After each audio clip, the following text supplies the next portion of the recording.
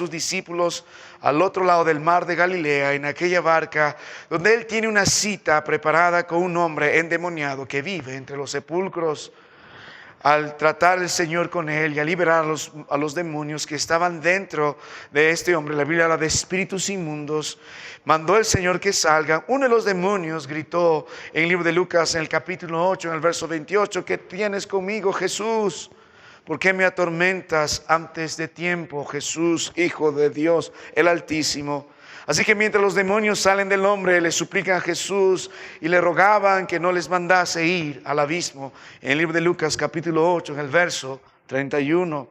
Este es el lugar del que nosotros vamos a estar meditando durante estos días. Hay un lugar, no sabemos dónde, probablemente en la tierra, el cual Apocalipsis 9 hace referencia, probablemente el mismo lugar de Lucas 8, que se le conoce como el pozo del abismo.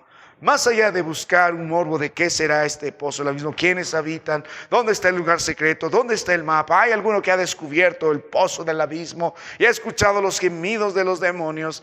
Estamos mirando el tema bajo la gran perspectiva del Señor, y el libro de Apocalipsis nos muestra el propósito del libro, la revelación de ¿quién? De Jesucristo. No es la revelación de Satanás, no es la revelación de los demonios, no son de las revelaciones de misterios sin resolver, sino es la revelación de Jesucristo. Tengamos cuidado para no deslizarnos por las ramas. Así que el libro de Apocalipsis nos muestra a través del apóstol que Dios usó para, inspirado por su espíritu, escribir este libro en el año 90 después de Cristo, y circuló este libro de Apocalipsis, la revelación de Cristo, por todas las iglesias en Asia, y llega a nosotros, a nuestra iglesia local, para que conozcamos más de Cristo Jesús. Cristo en el capítulo 1 se revela a su siervo. El Cristo en el capítulo 2 y 3 se revela a la iglesia.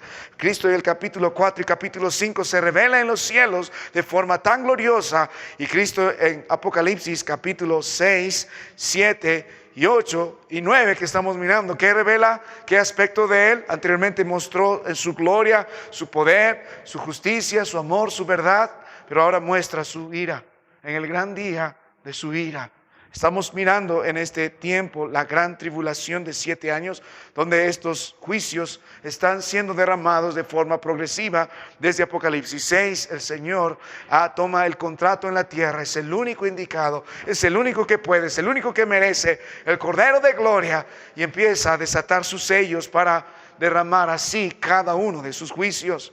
Hemos visto con detalle los primeros sellos, especialmente los primeros 4 sellos que forman parte de la primera mitad de la tribulación. Hemos visto el 5.º sello, que es la intercesión de los santos. Hemos visto el 6.º sello, donde desata el Señor su ira a plenitud.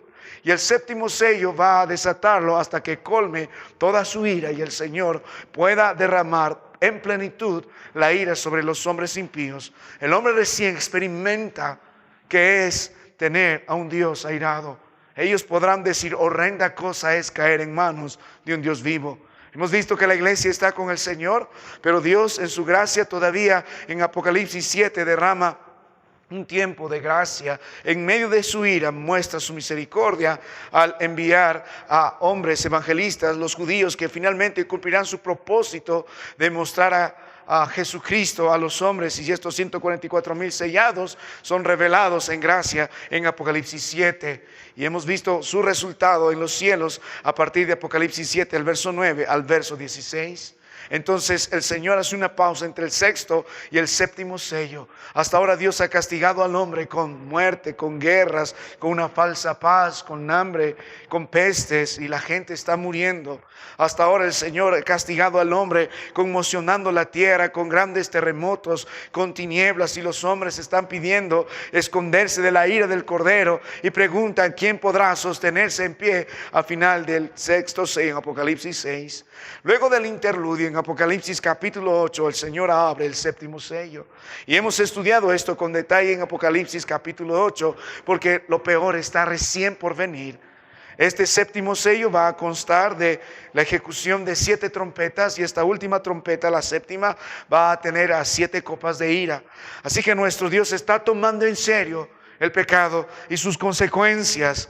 Hemos visto que en el capítulo 8, cuando el Señor abre el 7.º sello, en la revelación de su ira, hay acontecimientos en los cielos. Hay un Hay silencio en los cielos, hay sonido en los cielos por estos ángeles que están listos para ejecutar las trompetas. Hay un clamor en el cielo y empieza la tormenta desde el cielo. Luego hemos visto los acontecimientos en la tierra y hemos considerado los primeros 4 trompetas que básicamente empiezan a destruir todo el ecosistema, toda la ecología que Dios ha creado. El hombre venera la creación, el hombre trata de salvar a este mundo poniendo a los naturalistas, a los evolucionistas primero, antes que a Dios. Y Dios va a destruir todo ello.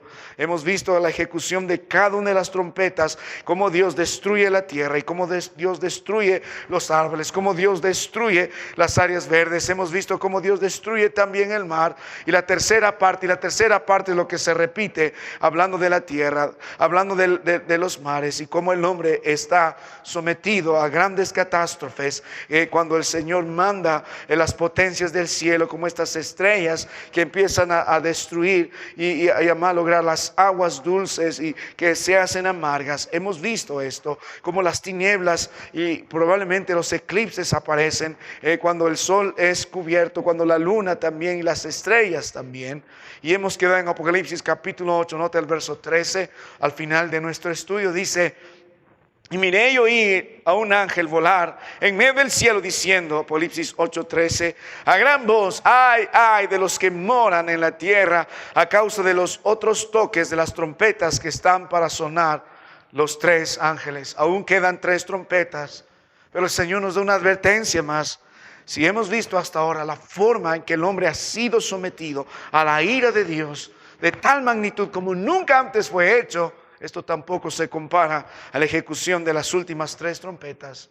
La expresión ay es una expresión común en las Escrituras para mostrar lamento, para mostrar algo trágico que vendrá. En algunas veces se repite 2 veces, a veces una sola vez, 2 veces, pero aquí casi es un caso exclusivo donde se repite 3 veces, diciendo lo que el hombre vendrá, lo van a lamentar seriamente, hablando de las trompetas que vendrán. Ahora, hermano mío, vamos a Apocalipsis capítulo 9 y vamos a considerar de un tema especial el quinto o la quinta trompeta. Vamos a meditar en este capítulo 9 sobre la quinta trompeta y hemos titulado esta quinta trompeta el infierno en la tierra.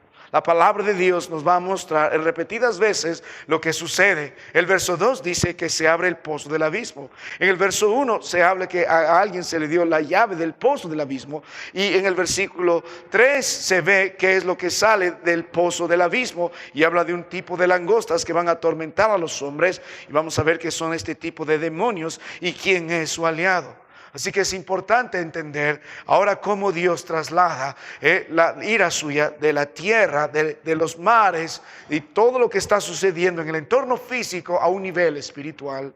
Quisiera que usted pueda meditar hoy, esta noche, hermano mío, en cuanto al la quinta trompeta. No vamos a poder cubrir todo esta noche, así que haremos una breve introducción y al menos aprenderemos algunos acontecimientos, por lo menos el primer acontecimiento cuando se ejecuta la quinta trompeta. Así que cuando miramos la palabra del Señor, usted puede ver el verso 1 del capítulo 9, dice: el quinto ángel tocó la trompeta y vio una estrella que cayó del cielo a la tierra y se le dio la llave del pozo del abismo. Así que nuestro mundo es el teatro, hermano, en el que se desarrolla la gloriosa historia de la redención. Sigue siendo el escenario. Cuando miramos la palabra del Señor en el libro de Apocalipsis capítulo 9, las Escrituras nos van a mostrar a un formidable adversario. La Biblia nota lo que dice en el versículo más adelante, el verso 11 dice: y tenían por rey a este grupo de langostas y demonios, había un rey sobre ellos, el ángel del abismo, cuyo nombre en hebreo es Abadón y en griego es Apolión. Hemos visto, hermano mío, que Satanás es un adversario formidable. Él y sus huestes demoníacas han atacado el género humano desde su existencia, convirtiendo nuestra tierra en el campo de batalla. La Biblia nos dice en el libro de Efesios 6, en el versículo 12, nota la palabra de Dios que dice, el libro de Efesios capítulo 6, vamos a las Escrituras. La Biblia dice en Efesios 6, en el versículo 12, porque no tenemos lucha contra sangre y carne, sino contra principados, contra potestades, contra los gobernadores de las tinieblas de este siglo, contra huestes espirituales de maldad en las regiones celestes. Aquí hay unas características de la organización y tipos de enemigos que tenemos, y Satanás los organiza bien. Así que nuestra lucha es contra ello. La tierra es el campo de la batalla. Cuando miramos por la historia de la palabra del Señor, vemos en el huerto del Edén la serpiente antigua, que la palabra de Dios va a señalar cómo Satanás lanza su primer ataque. ¿Dónde? En el huerto del Edén, en el lugar de deleite. Ojalá vuelva el domingo en la mañana, vamos a seguir meditando cómo tratar el pecado. Así que Satanás logra su propósito, engaña a Adán, engaña a Eva para que desobedecieran a Dios y se subleven contra el Señor, autojustificándose, y las consecuencias fueron desastrosas. La Biblia dice en Romanos 5:12 que el pecado entró en el mundo por un hombre, y por el pecado la muerte. Así la muerte pasó a todos los hombres por cuanto todos pecaron. Después de la caída, Dios en su gracia, en capítulo 3, el verso 15, Dios promete enviar un Salvador que va a destruir a Satanás y a librar a las personas de su poder. Este es el protoevangelio, o la primera mención del evangelio. De la simiente de la mujer va a nacer un Salvador. Satanás contraataca esta gran noticia de nuestro Dios, que va a venir alguien que va a destruir a la serpiente antigua y será del hombre, pero también será divino. Pero contraataca de una forma que también va a devastar la tierra, trayendo serias consecuencias. En el libro de Génesis 6, del verso 1 al verso 4, usted puede ver que Satanás, cuando meditamos la Biblia, cuando estudiamos la Biblia, ustedes saben que dentro de los principios bíblicos primero es literal. Hay algunos que en esta porción tratan de buscar un significado donde no está. La Biblia nos enseña en esta porción que Satanás está tratando de traer la maldad a las regiones celestes. Hay un grupo de hombres, de demonios que están cohabitando con mujeres, intentando reproducir un tipo de raza híbrida, demonios humanos, de personas a quienes el Dios hombre, en este caso Jesucristo, no puede expiar, quiere corromper la simiente de Adán. Y el Señor, en respuesta, ¿qué manda? Un desastre, ¿no es cierto? Mandó un diluvio que quiso raer a todo hombre, porque la maldad subió hasta los cielos. Y simplemente en este poderoso juicio universal, Dios salva a esta familia en el arca que apunta a Jesucristo. Cuando miramos la palabra del Señor, Satanás siempre ha estado en contra de la creación de Dios, en contra del humano que Dios creó. El hombre perdió la batalla con el enemigo en Edén. El hombre y la multitud de hombres perdieron la batalla contra él antes del diluvio. Y vemos los casos específicos en que el enemigo ha tratado de destruir a hombres de Dios. Hemos visto cómo Satanás se puso a atormentar al justo Job para que revele su odio, para que blasfeme el nombre del Señor. El libro de Job puede decirnos al pie de la letra cómo este formidable adversario quiso destruir a Job, mató a sus hijos, robó todas las posesiones o destruyó todas las posesiones de Job, deterioró la salud de Job. Y también la palabra de Dios nos enseña que quedó Job con una mujer amargada. Luego envió a unos amigos, ineptos consejeros, que llevaron a Job a tratar de cavilar sobre su fe en el Señor. Le dieron muchas preguntas sin respuestas, pero Job permaneció fiel a Dios. Así que podemos mirar, hermano mío, que la fe en el Señor, la fe en la palabra de Dios, la fe en las promesas del Señor le dieron victoria a Job sobre el enemigo. Esto no es la única vez. Podemos ver cómo atentó a David. Podemos ver el fracaso que tuvo el rey David frente a la tentación. Podemos mirar que ninguna otra nación en las Escrituras en el mundo ha sido tan atacada como el pueblo del Señor por parte de Satanás. El libro de Romanos capítulo 9 en el verso 5, la Biblia nos dice que ¿por qué razón ataca a Satanás? Porque de esta nación de la carne, según la carne, vino Cristo Jesús. Hemos visto cómo quiso raerlos de la tierra vez tras vez. Antes de el tiempo de su deportación fue atacada la nación de Israel por varias naciones, y estos fueron seducidos por Satanás para ir a adorar a los dioses de los cananeos y de naciones que Dios abomina, y como resultado Dios los sacó de la tierra prometida, y aún ellos estando en cautiverio fuera de la tierra del Señor, Satanás, como por ejemplo en la lección del libro de Esther, busca destruir a través de este hombre impío que creía ser grande delante del Señor, delante del rey, mandó a matar a todos los judíos de aquellos días. Como ustedes ven a lo largo de la palabra del Señor y hasta nuestros días, no hubo una nación tan atacada por Satanás y quisieron exterminarlos todos a uno, promovidos tras Satanás hasta el día de hoy. Así que, hermano mío, cuando miramos la palabra del Señor, podemos considerar algún día en la tribulación, Satanás una vez más se va a poner duro contra los judíos, contra el pueblo escogido por el Señor. No solo vemos el ataque de Satanás al hombre de manera general, de manera específica al pueblo del Señor, pero también hemos visto el ataque que Satanás propuso delante de Cristo de una forma sistemática. Vez tras vez, en Mateo 4, en Lucas 4, podemos ver cómo tienta a Jesucristo para que éste menosprecie la palabra del Señor. Y Cristo nos mostró cómo tuvo victoria. También se puso en el corazón de Judas para traicionar a Cristo. También hizo lo mismo con Pedro para que pueda negar al Señor. Si no fuera por la intercesión de Jesucristo, Pedro probablemente hubiese terminado como Judas. Y como si eso fuera poco, Satanás también se enseñó con la iglesia del Señor, atacándola varias veces. Sus armas favoritas, el miedo, armas externas, intentando que la iglesia del Señor deje de crecer, deje de predicar. Y envió persecución y vistió a los religiosos para armarlos y luego asolar a la iglesia, castigándolos, matándolos, atormentándolos, torturándolos. Y podemos ver que también los atacó por dentro. En el libro de Hechos 5 podemos ver cómo Ananías y Zafira están tratando de falsificar la obra del Espíritu y llevando una mala doctrina a la iglesia. Podemos ver el ataque de Satanás, el miedo, la alianza con el mundo. Puedes ver a Satanás usando los chismes y divisiones para resquebrajar la iglesia. Puedes ver a Satanás enviando a sus predicadores, falsos maestros, llenos de concupiscencia, quitando la palabra, torciendo la palabra, menospreciando la palabra, reemplazando la palabra por mitos, por... La Biblia habla de bastante palabras de vanidad de estos hombres. No solo había mitos, había fábulas que los judíos estaban tratando de poner. Y el énfasis era la salvación por obras.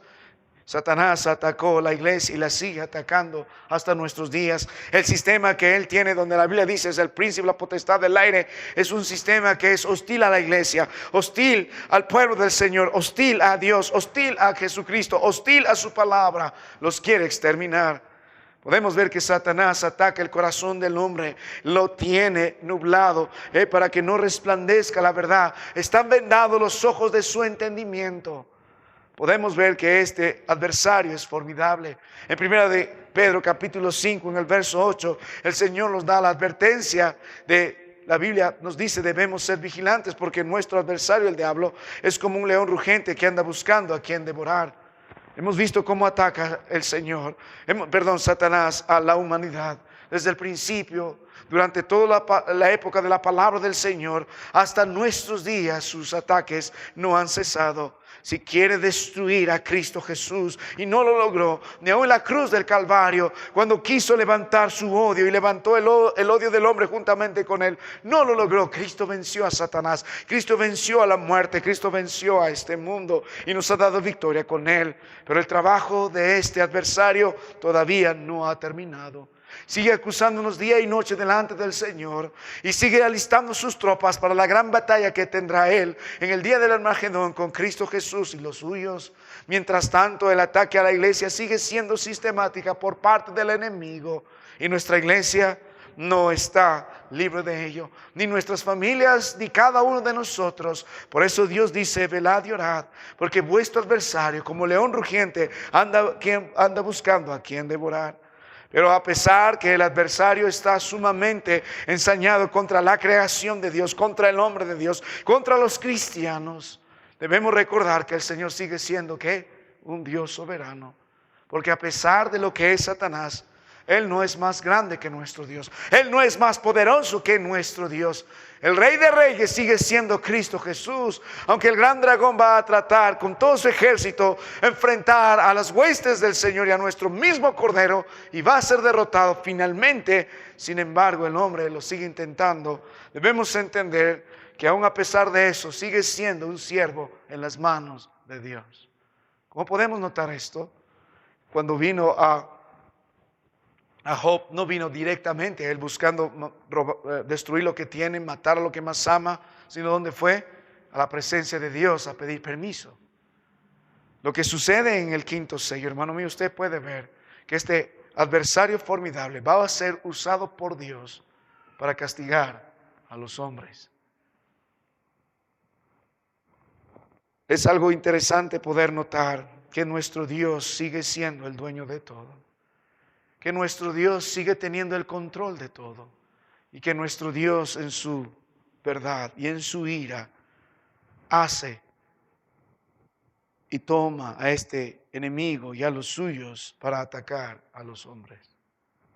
Mire, cuando miramos la palabra del Señor, en su gracia podemos ver en Apocalipsis 7 que aún el Evangelio sigue siendo predicado. A pesar que muchos están muriendo por causa del Señor, hay muchos que están todavía con un corazón duro. En Apocalipsis 9, el quinto sello la quinta trompeta tiene que ejecutarse. Y a pesar de lo que sucede, cuando se ejecuta la quinta trompeta, cuando se toca la sexta trompeta, nota lo que sucede en el versículo 20 de Apocalipsis 9. Y los otros hombres que no fueron muertos con estas plagas que dice, ni aun así se arrepintieron de las obras de sus manos, ni dejaron de adorar a los demonios y a las imágenes de oro, de plata, de bronce, de piedra, de madera, las cuales no pueden ver, ni oír, ni andar, y no se arrepintieron de sus homicidios, ni de sus hechicerías, ni de su fornicación, ni de sus hurtos, a pesar de todo. ¿Ve cuán duro es el corazón del hombre? La ira de Dios se revela a plenitud. La quinta trompeta toca. Dios va a usar a este adversario y los suyos para atormentar a los hombres. Y aún así no se van a arrepentir. Que Dios nos permita en su gracia no tener un corazón tan duro como el corazón natural del hombre. Y si podemos creer en Cristo Jesús, el Señor y Salvador, debemos darle gloria y honra a Él, porque solo Él puede quitar el corazón de piedra, solo Él puede producir en nosotros un arrepentimiento para vida, solo en Él tenemos perdón de pecados. Mi amado hermano, así que vamos a mirar cómo Dios revela su ira a través de la quinta trompeta, el infierno en la tierra, y la Biblia habla del abismo. La palabra de Dios nos muestra 4 grandes acontecimientos que corresponden a la quinta trompeta. Primero vamos a mirar la apertura del pozo del abismo. En segundo lugar vamos a ver el poder que emerge del pozo del abismo.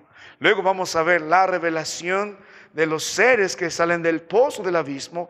Y finalmente vamos a ver la revelación del príncipe del pozo del abismo. Son 4 acontecimientos, todos están de manera consecutiva.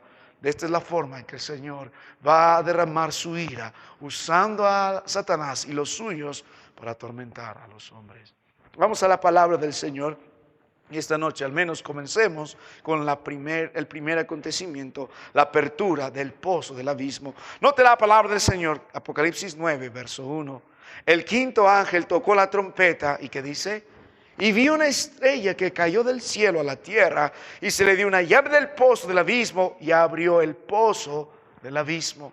Se va a abrir el pozo del abismo. Ya hemos visto qué es esto, la palabra abismo aquí, y vamos a meditar con más detalle un poco más adelante. Es usada en el libro de Lucas capítulo 8 para darnos a entender de un lugar, no sabemos dónde, no podemos jugar dónde, probablemente en la tierra, un lugar donde nosotros no sabemos, que Dios ha preparado especialmente para retener a un grupo de demonios.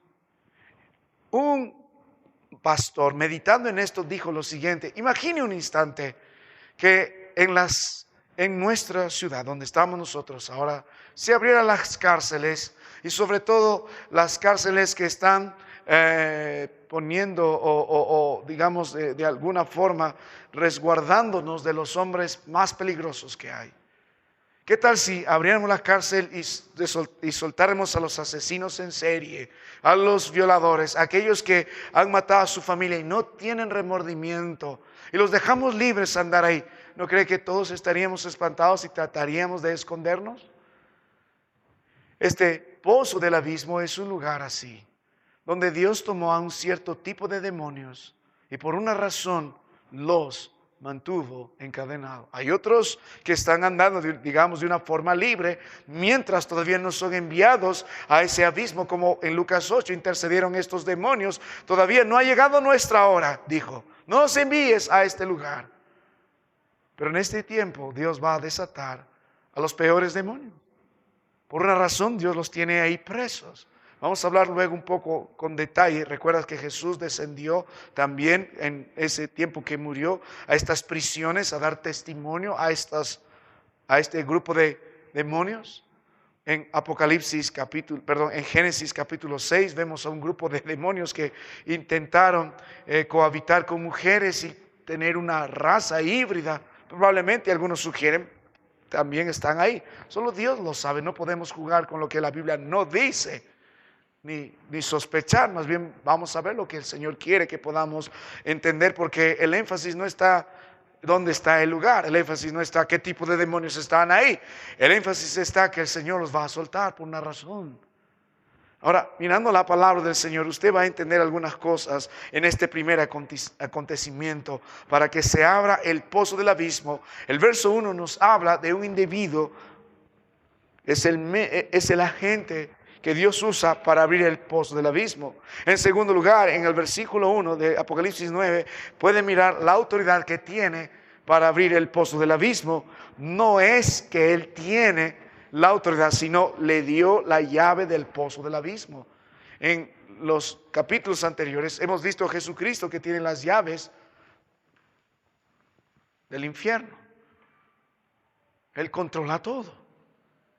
Así que cuando miramos la palabra del Señor, este agente tiene autoridad de parte de Dios. Pero también nota, hermano mío, no solo el agente, no solo la autoridad, sino nota la evidencia. Y abrió el pozo del abismo y subió humo del pozo como de un gran horno, y se oscureció el sol y el aire por el humo del pozo. Así que desarrollemos entonces nuestro primer acontecimiento. Notemos en primer lugar el agente que abre el pozo del abismo. La palabra de Dios nos muestra aquí, y vi una estrella que cayó del cielo.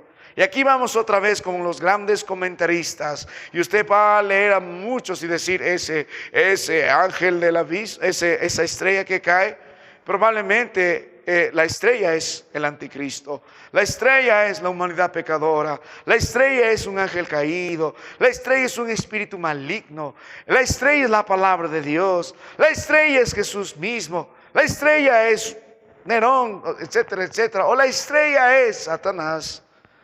A estas alturas podemos tratar de seguir meditando y sacando conclusiones y repetir una y otra vez de quién se trata esta estrella.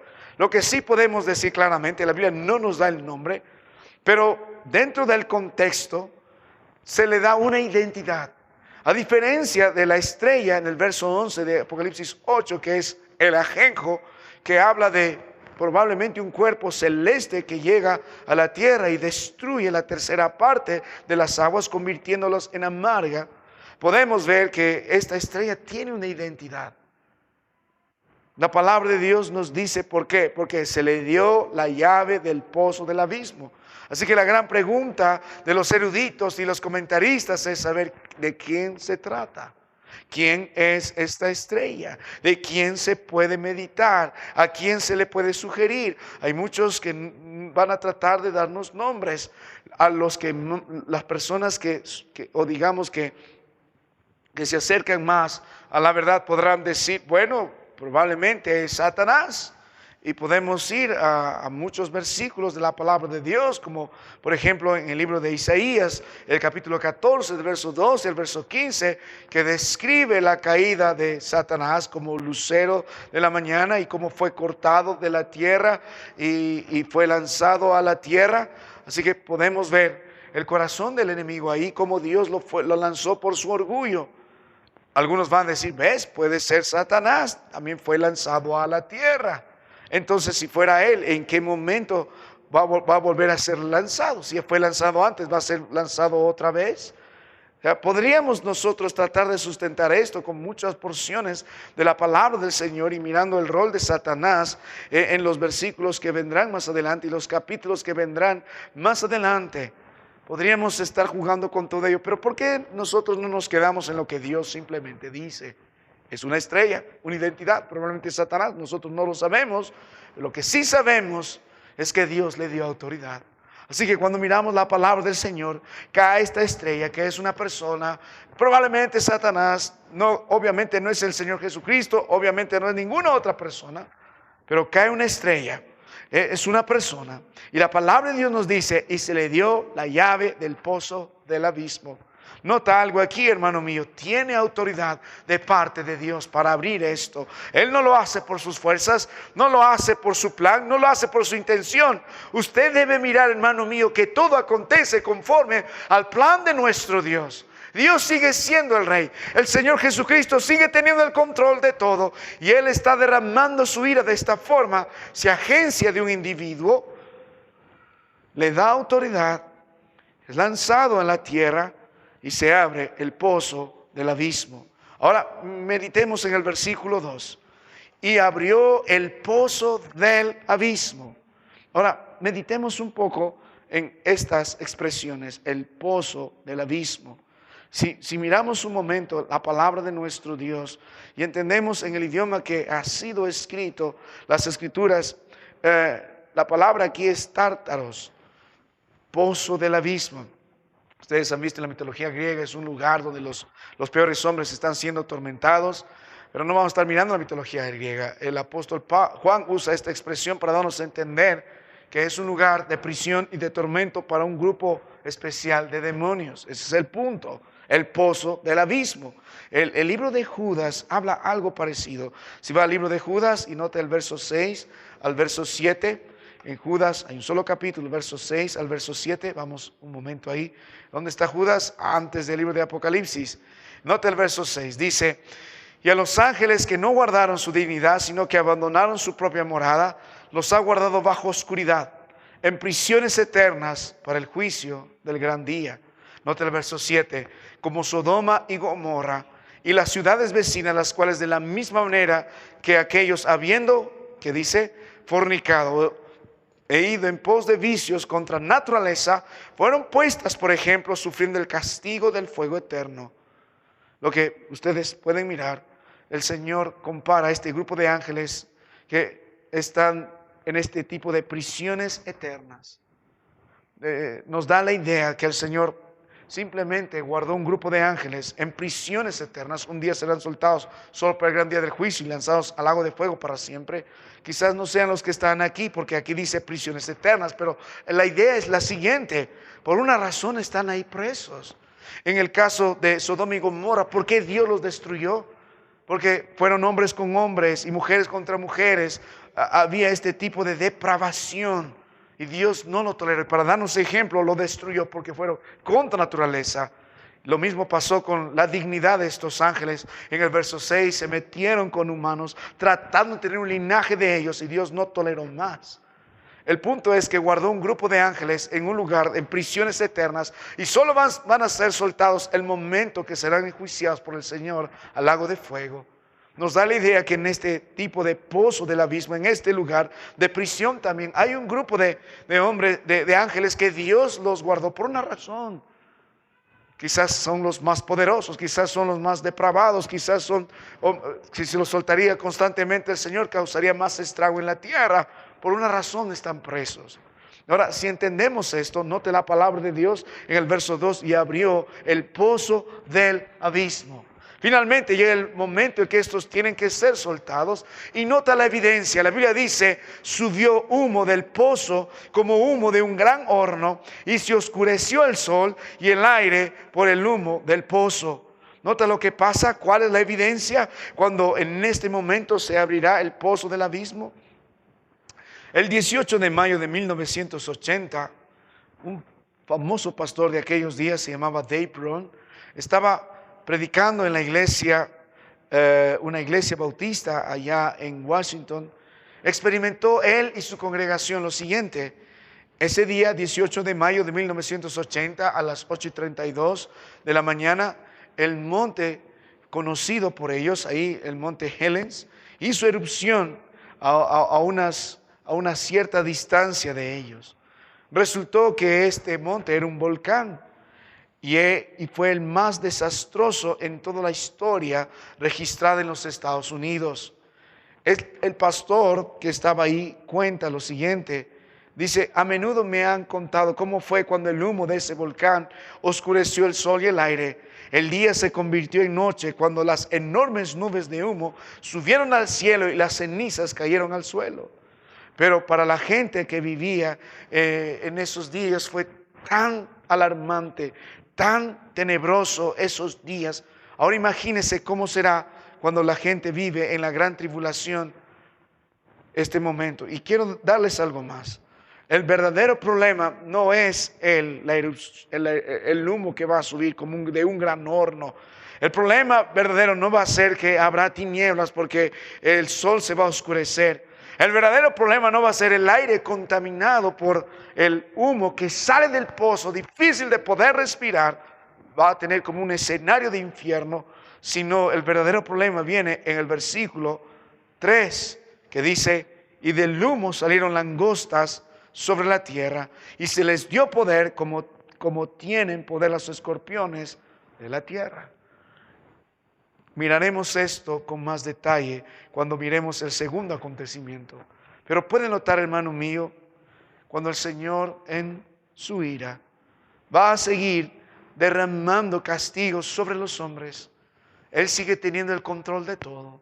Va a tomar a Satanás, a sus huestes, para atormentar a los hombres. ¿Y cómo comienza todo? Con la apertura del abismo. Dios usa un medio. Es alguien, no sabemos si es Satanás, pero usa a alguien. Y la Biblia lo identifica como una estrella.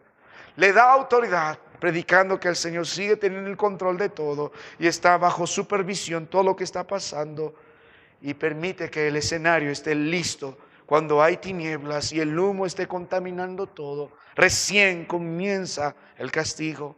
El verso 3 nos va a hablar acerca de este tipo de langostas que van a salir de ahí, y este tipo de escorpiones con poder para atormentar a los hombres.